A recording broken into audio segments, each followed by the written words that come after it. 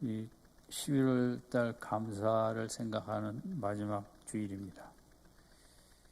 성경에서 감사라는 단어가 제일 많이 나온 책은 구약에서는 시편이고 신약에서는 빌립보서로 나와 있습니다. 우리가 시편으로 얘기하자면 어떻게 보면 특별히 다윗의 누구보다 긴 시간의 그런 시련 속에서 오히려 감사의 고백이 많았다.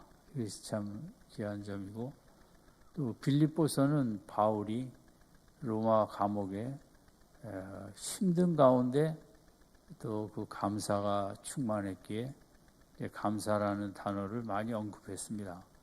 그래서 환경이 좋아서 감사한 게 아니라 오히려 가장 힘들고 어려웠기 때문에 믿음의 비밀을 깨닫고 또 하나님을 체험하며 감사를 많이 표현했다. 우리들의 믿음 생활도 그런 축복이 있기를 바랍니다. 믿음 생활이라는 것은 다른 말로 하면 감사 생활입니다.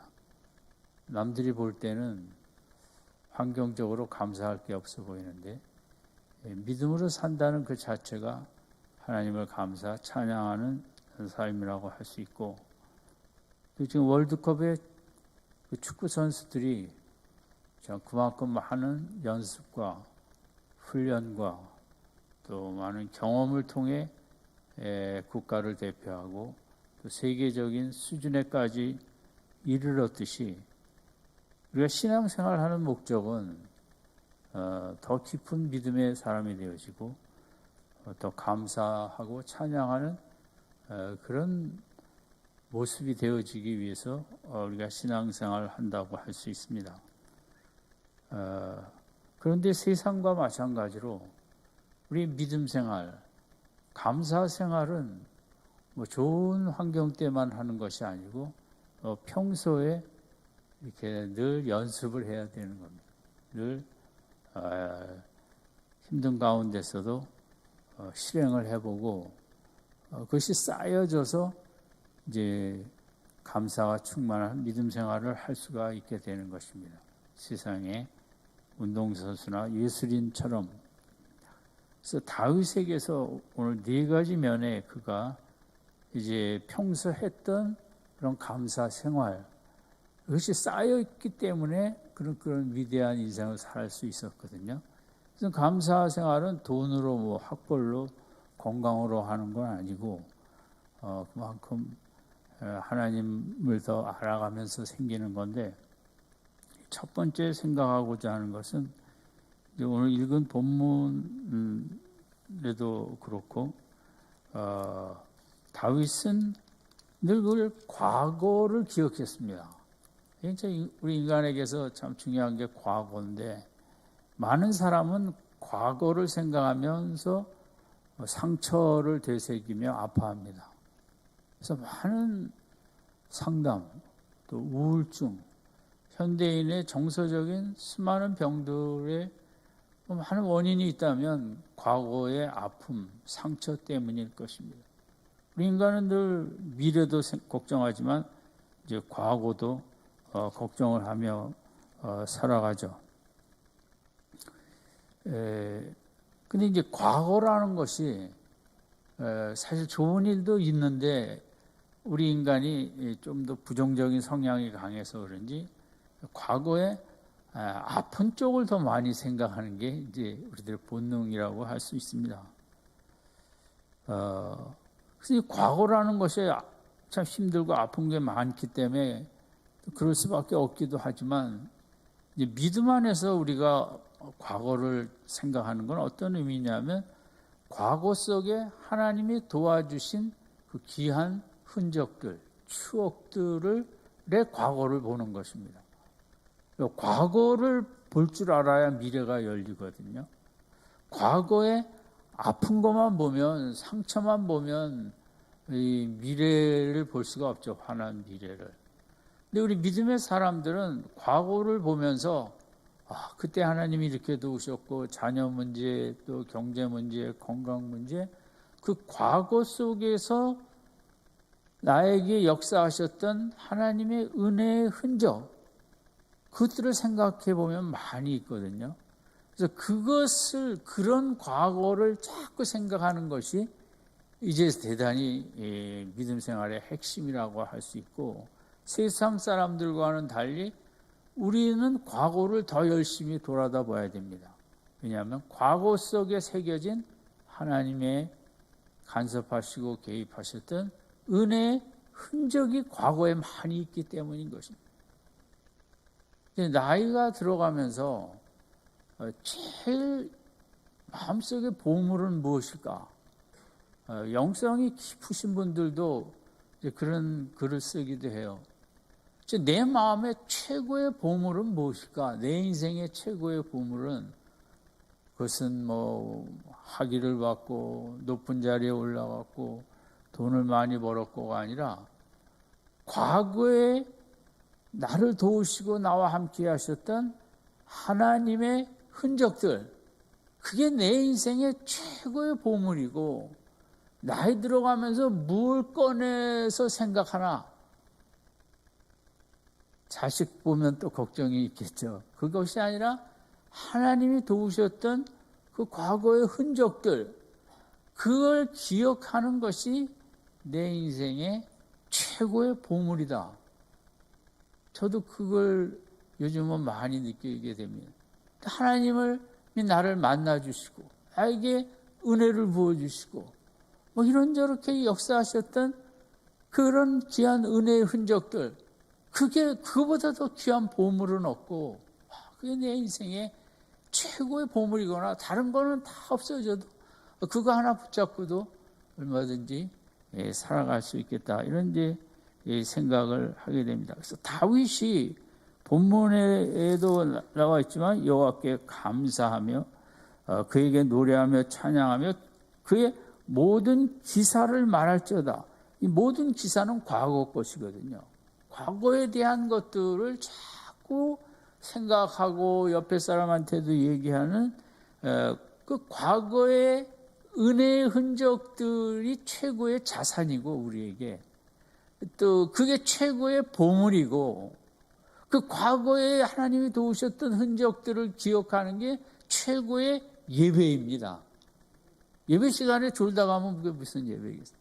내가 운전을 하면서도 하나님이 도우셨던 그 과거의 귀한 흔적들을 생각하고 기뻐하고 즐거워하고 감사하고 찬양하면 그 순간은 그보다 더 위대한 예배가 없는 것입니다.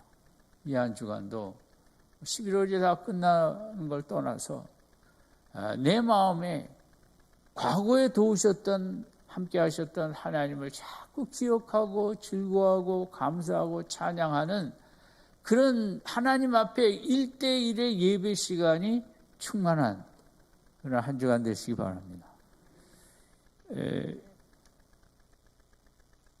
그 이스라엘 백성들이 그 역사를 이겨나가는 길은 딱 하나입니다.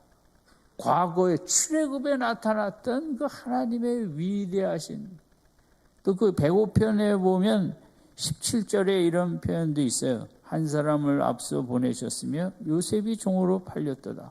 그 발이 착고에 상하며 그 몸이 쇠사슬에 매었으나 곧 여호와의 말씀이 응할 때까지라. 그 말씀이 저를 단련하였도다. 그들은 힘들 때마다 이 요셉을 먼저 애굽에 보내서 고생스러웠지만 단련시키고 그로 통하여 중동 지방을 구원하고 이스라엘 백성들의 결국 가나안 땅으로 가게 하는 중요한 통로가 됐던 이스라엘의 백성이 위대한 점은 아직도 그들은 과거의 하나님의 흔적을 아직도 그들은 신약적인 면에서는 합당하지 않겠지만 과거를 극히 여기는, 우리는 얼마나 과거를 소홀히 여깁니까? 세월을 한번 겪었으면 그 다음에 그런 비슷한 일은 없어야죠.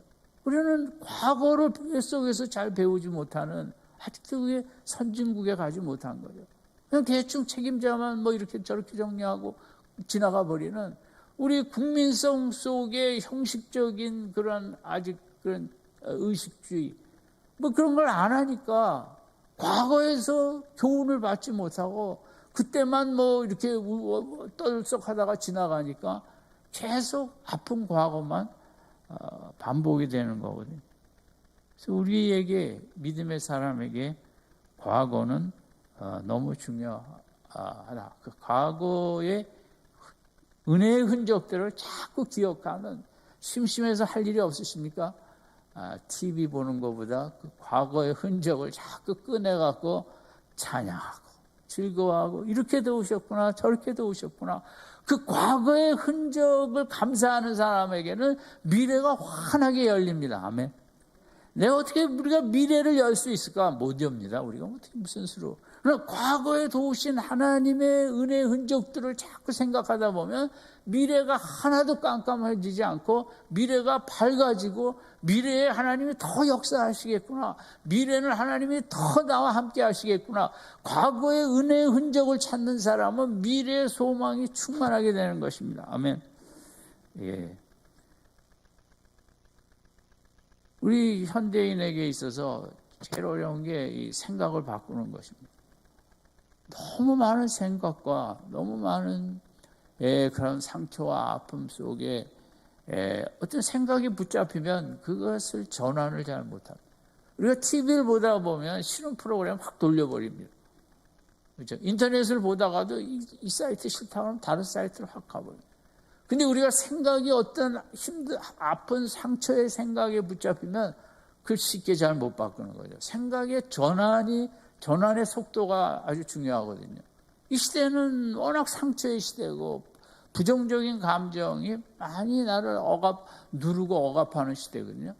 빨리 그 감정과 생각을 바꿔야 되는데 이게 술로 바꾸려면 시간이 한참 걸리잖아요. 믿음의 사람들에게 주신 축복이죠. 은혜의 추억을 순간 생각하면서 바꿔버리는 거예요. 그러면 현실의 답답함과 어둠이 하나님이 이것 그때 도우셨는데 이것도 도우시지 않겠는가. 그런 우리가 받아야 될 축복이 제가 볼 때는 생각을 자꾸 바꿀 줄 아는 축복이거든요. 특별히 어두운 부정적인 생각과 감정이 올 때 신속하게 바꿔야 되는데 그것이 과거를 보는 거죠. 하나님이 도우셨던 은혜의 흔적, TV 채널만 신속하게 바꾸지 마시고 그런 은혜스러운 생각으로 힘들 때 확 바꿔버리면서 힘있게 나아가는 한 주간이 되시기를 바랍니다. 두 번째는 다윗의 경우는 그런 과거를 더 기억하는 그 습관이 그로 위대한 인생을 만든 거죠. 또 하나는 다윗은 하나님을 있는 그대로 사랑하고 찬양하는 그런 습관을 늘 가졌어요. 그게 이제 시편 18편이라고 할 수 있는데 우리가 좋아하는 나의 힘이 되신 여호와여 내가 주를 사랑하나이다. 그러면서 여호와는 나의 반석이시여 나의 요새시여 나를 건지시는 자시여 나의 하나님이시여 나의 피할 바위시여 나의 방패시여 구원의 뿌리시여 산성이로다.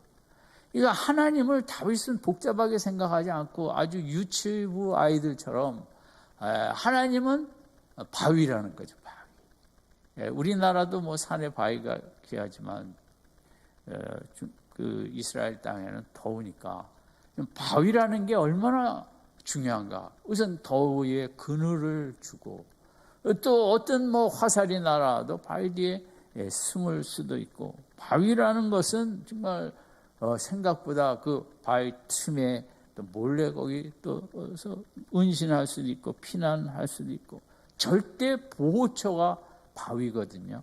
그래서 반석. 다윗은 뭐 하나님이 누군가 하나님이 창조주 하나님이 절대 통치자 절대 주권자 신학적인 용어로 생각하지는 않았어요. 다윗의 믿음은 하나님은 나의 반석 다 보호해 주시고 그 무더위에 갈증에 쓰러질 것 같아도 바위 대신 하나님 속에 들어가면 그늘이 되어 주셔서 시원하게 하시고 참 다윗의 귀한 그림이에요. 여러분도 한번 집에 가서 나는 하나님을 뭐로 했으면 좋을까? 파란 하늘 얼마나 좋아요. 또 하얀 구름. 그렇게 하나님을 유치부 아이들처럼 잘 이해할 수 있는 요새라는 건 뭐 우리나라도 성이 튼튼하게 쌓았지만 뭐 유럽이나 중동 가면 높은 지역에 그 요새 산성을 돌로 이렇게 정말 멋있게 단단하게 만들잖아요. 난공불락의 그런 이제 그렇게 만들죠. 다윗이 생각할 때 하나님은 다른 거 없어요. 목자라는 표현도 시편에 뭐 많이 썼지만 요새시다, 산성이시다. 그 누구도 공격할 수 없는 그런 구체적인 그림을 가지고 늘 하나님을 생각하며 하나님을 사랑하고 하나님을 감사하고 너무 어떻게 보면 순진한 믿음의 모습이죠. 고차원적인 여기는 신학이라는 게 하나도 없는 거죠. 바위시여 산성이시여 방패시여. 옛날에 방패가 얼마나 중요합니까? 그 나오는 화살 불화살 다 맞을 수 있는 하나님이 방패 역할만 하겠습니까? 그러나 다윗의 마음속에 그렇게 하나님이 구체적으로 나를 이렇게 막아주시고 시원하게 하시고 적으로부터 지켜주시고 그런 그림을 이렇게 시편 18편 2절에 여러 단어를 쓴 거죠. 늘 그걸 생각하는 거죠. 하나님은 방패시여 산성이시여 피할 바위시여 그런 나의 힘이 되신 여호와를 내가 사랑하나이다. 그 평소에 하나님 반석 되시고 바위 되시고 산성 되시고 요새 되신 하나님을 시간만 있으면 선모하고 사랑하고 이렇게 되다 보니까 뭐 감사가 끊이지도 않고 그가 믿음에 더 깊이 나갈 수 있었죠. 오늘 집에 돌아가셔서 바쁘시겠지만 시편 18편 1절 2절을 여러 번 읽으시면서 묵상하시면서 도대체 나의 하나님은 뭐냐? 나는 하나님을 어떻게 여기고 있느냐?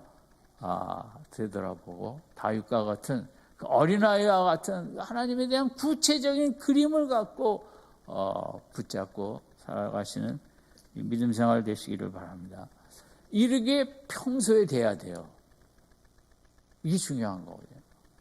여러분 어떤 믿음에 무슨 은사를 받는다고 어려울 때 갑자기 이렇게 믿음이 역사하지는 않습니다.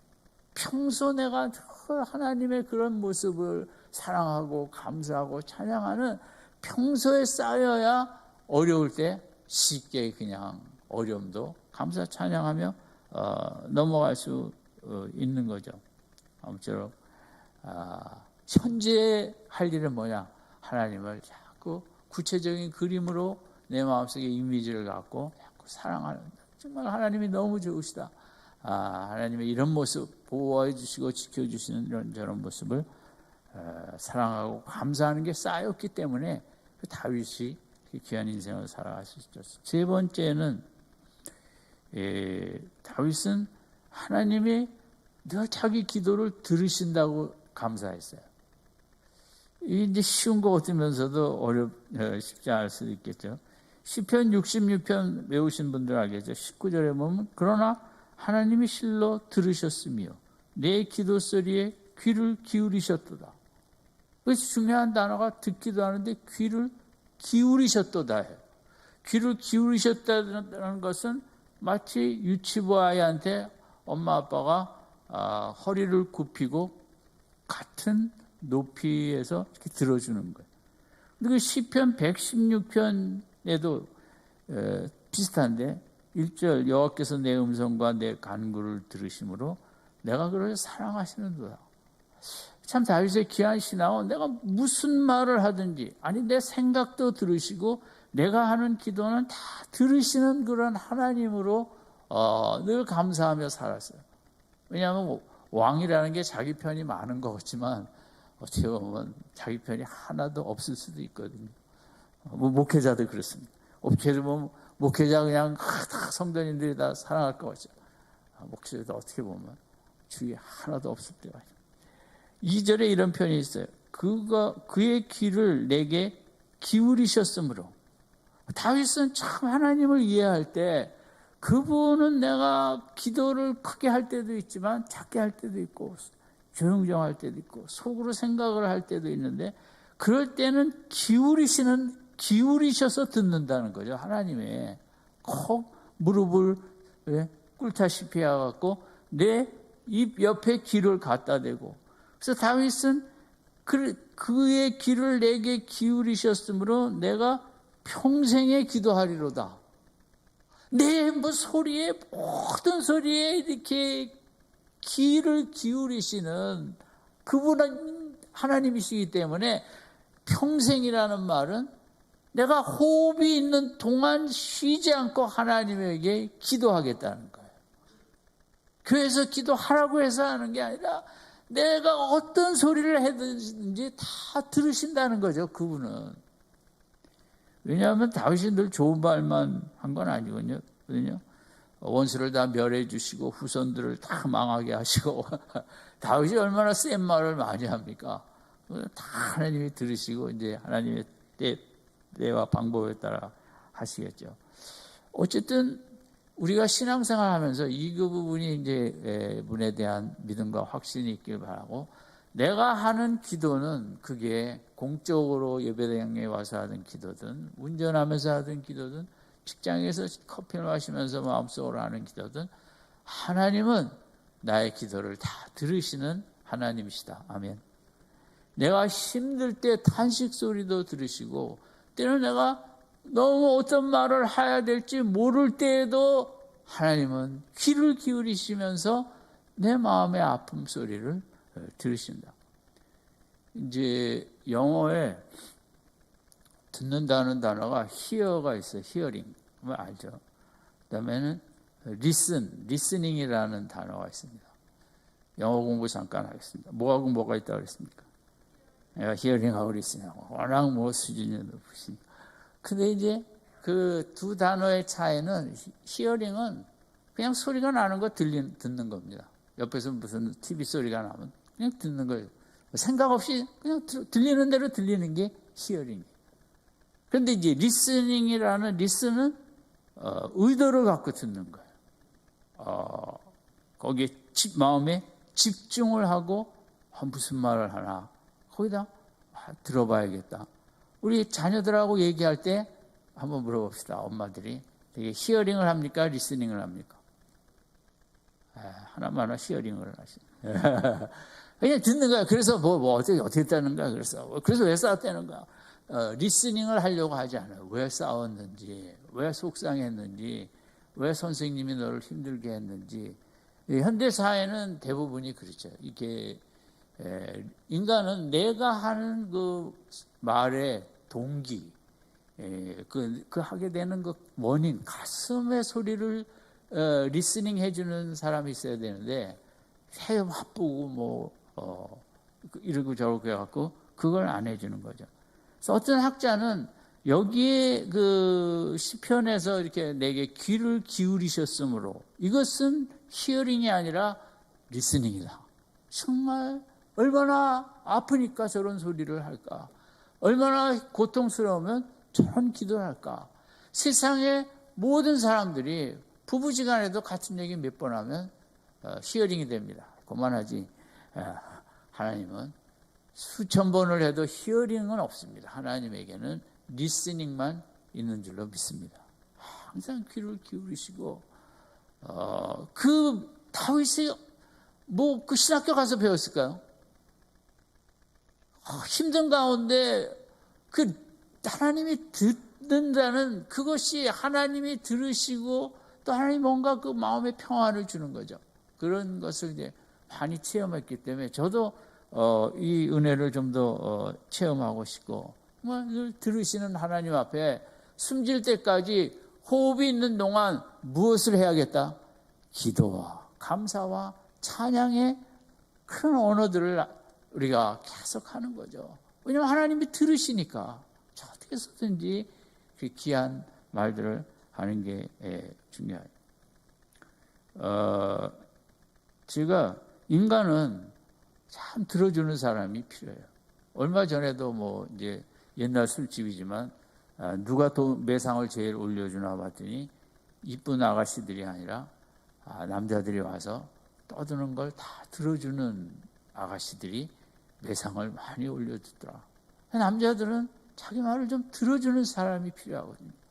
아내가 결혼 생활 오래 했다고 해갖고 알아 또 시작하는구나 이렇게 하지 않고 정말 그 남편의 마음을 이렇게 들어주는 이게 없으니까 술집에 가서 뭐 다른 것보다도 그 있는 여자가 정말 듣는 자세로 맞장구도 쳐주고 뭐 하고 뭐 하는 게 그 들어줄 때 사람이 아무래도 좀 인간의 이해도 받고 그런 기쁜 마음이 되지 않습니까? 지금 이제 나라마다 외로움, 우울증이 워낙 강해지니까 영국에서는 이제 외로움, 우리나라 말하면 문교부 장관처럼 문교부인가 뭔지 하여간 뭐 장관을 세웠어요. 그러니까 미니스트리 오브 롤리네스예요. 외로움을 국민의 외로움을 담당하는 정식적인 강요죠. 거기 장관을 임명해서. 왜냐하면 뭐 잘 먹고 잘 산다고 나라가 좋아지는 게 아니라 현대 너무 거친 경쟁과 막 이런 것 속에 사람들이 너무 외롭다 보니까 그 생산력도 떨어지고 자살도 많아지고 국가가 뭐 무기만 많다고 되는 건 아니지 않습니까? 돈만 많다고 되는 것도 아니지 않습니까? 그래갖고 고독하고 외로운 것을 개인의 문제가 아니라 국가의 문제로 사회적인 문제로 그것을 이제 받아들여 갖고 코로나처럼 이 외로움도 국가가 적극적으로 장관을 세워서 대처해야 된다. 그럼 어떻게 보면 그런 거 힘든 마음을 정말 들어줄 데가 없죠. 자식들은 뭐 다 바쁘다고 다 떠나가 버렸고 나이 들면 더 신경 안 쓰고 또 그리고 교회나 열심히 다니면 또 문제인데 그것도 아니고 노인들이 뭐 자기 말을 들어줄 사람이 더 없고 미국에서는 이제 응급실에 응급 환자가 뭐 여기 아파서 몸 때문에 가잖아요. 근데 요즘은 10분의 1은 마음이 아파서 이렇게 응급실에 오는 국가가 장려를 하는 거죠. 마음이 너무 외롭고 자살하고 싶고 죽고 싶고 아무도 내 곁에 없고 내 소리 들어주는 사람 없을 때 그 병원에 가서 의사라도 만나는데 그것도 뭐 약속해야 되고 뭐 복잡하죠. 우리나라보다 훨씬 복잡해. 그러니까 오히려 응급실로 와라. 응급실로 오면 거기서 정말 얼마나 힘든지 들어주고 얼마나 외로운지 왜 죽고 싶은지 그것을 이제 그 사람들이 많이 온다는 거죠.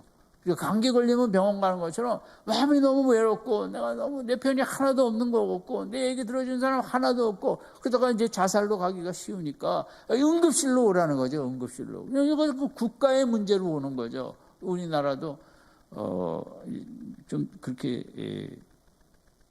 돼 나가야겠죠, 그죠? 들어주는 사람이 얼마나 필요한가.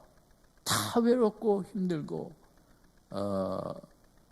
지금 AI도, 그렇게 그 상담을 해줄 수 있는 AI를 계속 만들어야 된다는 거죠. 아주 성능 좋은, 왜 국가마다 그게 필요하냐? 외로운데 상담 받으러 가려면 또 가야죠, 거기까지.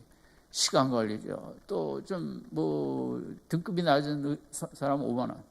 또 훌륭한 사람은 10만 원, 20만 원 시간당 상담 한번 받으려면 이거 돈 없으면 또 못 받는 거예요. 다 외롭고 힘들고 정말 얘기하고 싶은데 근데 이 AI 상담을 하면 인포메이션을 많이 넣어놨다가 갈 필요도 없고 스마트폰으로 이렇게 연동을 시켜갖고 얘기할 수 있다. 너무 좋은 것 같아요. 그게 좀 더 발전해갖고 또 웬만한 문제는 인간의 문제는 뭐 독특하긴 하지만 또 비슷한 것도 많이 있지 않습니까?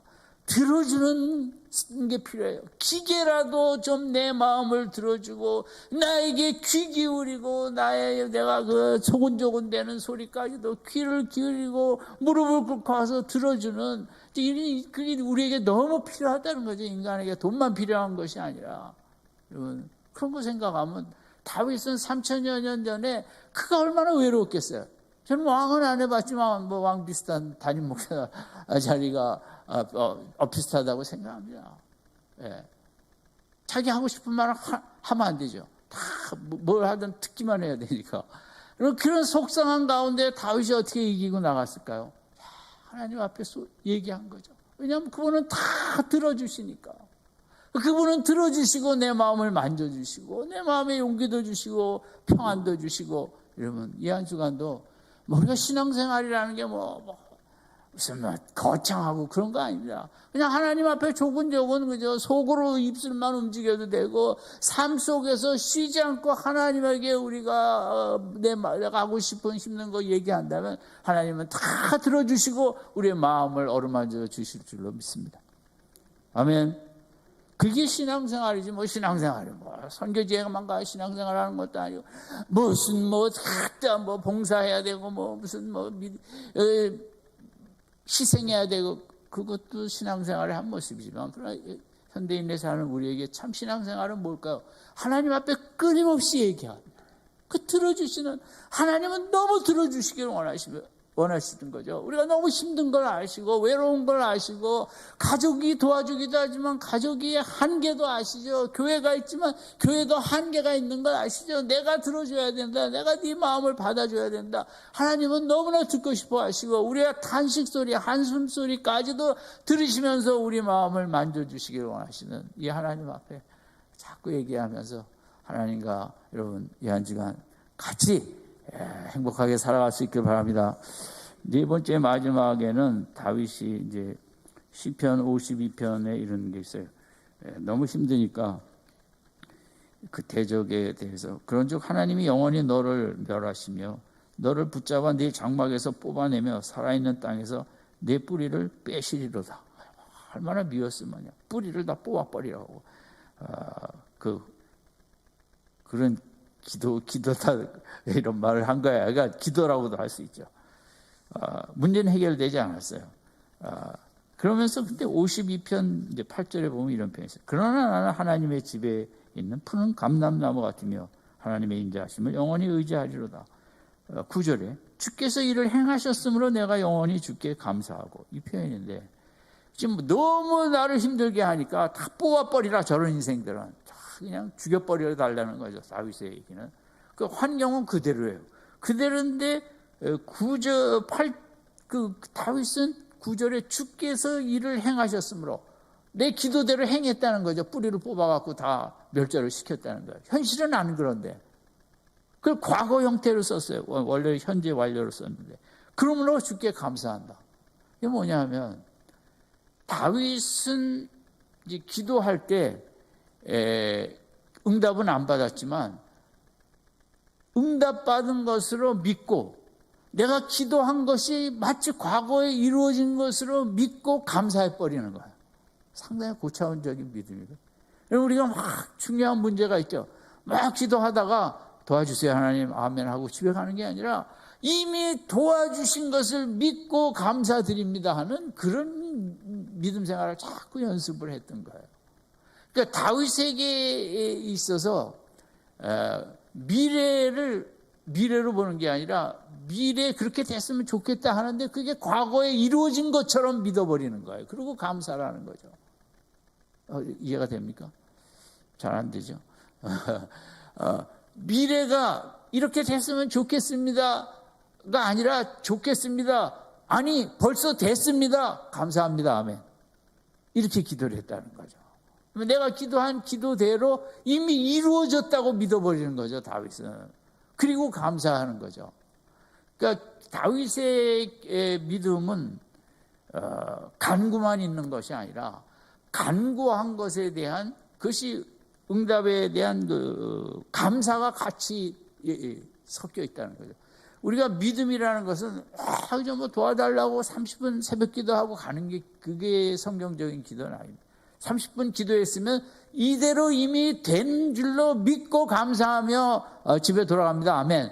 이렇게 미래가 이미 이루어진 것처럼 감사해버리는 게 그게 성경적인 믿음이라는 거죠. 자꾸 연습해야겠죠. 하루아침에 되겠습니까? 그러나 이 다윗이 그렇게 자꾸 연습을 한 거죠. 미래가 아니라 미래가 이미 과거에 이루어졌다 안 이루어졌다. 이루어졌다고 보는 거죠. 다윗은 그 믿음이에요. 그 믿음으로 감사를 한다. 우리 아이가 정말 뭐 어떻게 잘 돼야 될 텐데 걱정하면서 끝나는 기도는 그 성경적인 기도가 아니죠. 잘 되기를 바랍니다. 아니 이미 잘 된 줄로 믿고 감사드립니다. 이게 성경적인 기도라는 거죠. 이런 기도 어떻게 이번 주 좀 해보시겠습니까? 아멘. 너무 좋은데 그러면 걱정만 하다가 기도 끝마치세요. 그런 기도는 100년에도 아무 소용이 없어요. 하나님이 보시죠. 기도를 해놓고 이미 받았다고 감사를 해버리네. 이거 하나님 난처하시거든요. 안 도와주시면 이야 이거 무슨 믿음이 이렇게 좋아. 그래야 도와주시는 거지. 아니 도와달라고 그냥 붙잡고 늘어지는 기도만 해갖고는 하나님 감동을 안 하시죠. 무슨 기도를 하든지 하나님이 다 과거에 이미 도와주셨다고 확신하며 감사하는 그런 기도 생활 되시기 바랍니다. 그럴 때 하나님의 역사. 오늘 4가지를 생각했는데 다윗의 과거에 도우셨던 흔적을 자꾸 기억하는 거예요. 시간만 있으면. 2번째는 하나님을 있는 그대로, 그 성품 속성 있는 그대로, 바윗이요 반석이시요 요새시요 있는 그대로 자꾸 생각을 하고 감사하고 사랑해요. 3번째는 나의 모든 간구와 애통을 이미 들으신 것으로 귀 기울이시는, 다 들으시는, 그 귀 기울이시는 하나님으로 믿음 생활을 했기 때문에 잘 헤쳐나갈 수 있었고, 4번째는 미래를 과거로 여겼다. 힘들지만 한번 따라합시다. 미래를 과거로 여겼다. 그리고 감사했다. 그런 믿음의 축복이 충만하시기를 주님의 이름으로 축원드립니다. 기도하겠습니다. 하나님 아버지, 다윗이 성경에 누구보다 많은 고난을 겪었는데 그의 믿음 생활이 이게 어느 날 뚝딱 된 것이 아니라 오늘 생각했던 이런 4가지 모습에서 특별히 늘 연습하고 또 애쓰고 힘썼기 때문에 이렇게 귀한 믿음의 걸작품이 되었습니다. 우리도 교회만 왔다 갔다 하지 말고 좀 믿음의 연습을 많이 해서 우리 다 다윗과 같은 믿음의 걸물들이 되도록 축복하여 주시옵소서. 예수님의 이름으로 기도드립니다. 아멘.